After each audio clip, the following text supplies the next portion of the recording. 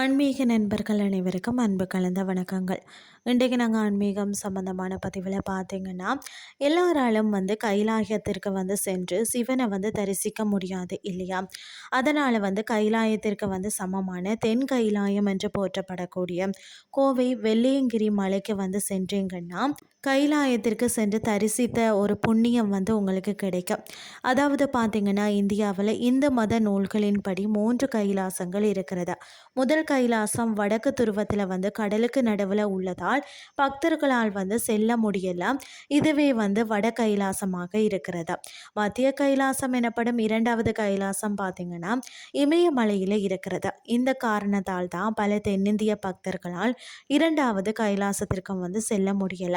மூன்றாவது கைலாசம் என அழைக்கப்படுவது தான் நம்மளுடைய தமிழ்நாட்டில் கோயம்புத்தூரில் அமைந்துள்ள வெள்ளியங்கிரி மலைகளை குறிக்கிறது. இந்த கோவிலில் உள்ள சிவ தரிசனம் பார்த்தீங்கன்னா இமய மலையில் உள்ள சிவ தரிசனத்திற்கு சமம் என்று நம்பப்படுகிறது.